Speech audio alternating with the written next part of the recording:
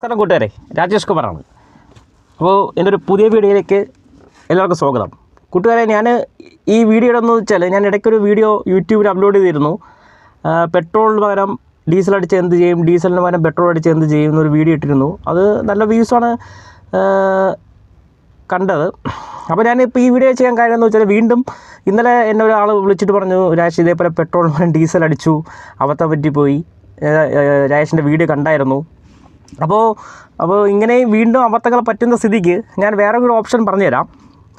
നമ്മളെ പെട്രോൾ ടാങ്കിൻ്റെ ക്യാപ്പിന് മുകളിലായിട്ട് സ്റ്റിക്കർ വയ്ക്കുക. പെട്രോളെങ്കിൽ പെട്രോൾ എന്ന് സ്റ്റിക്കർ ഒട്ടിക്കാൻ പറ്റും, ഡീസലെങ്കിൽ ഡീസൽ. മലയാളത്തിൽ ഇംഗ്ലീഷിലും എഴുതുന്നത് നല്ലതായിരിക്കും.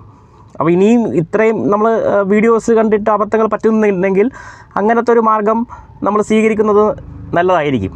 ഓക്കെ, അപ്പോൾ നമ്മൾ പെട്രോൾ ടാങ്കിൻ്റെ അവിടെ മുകളിൽ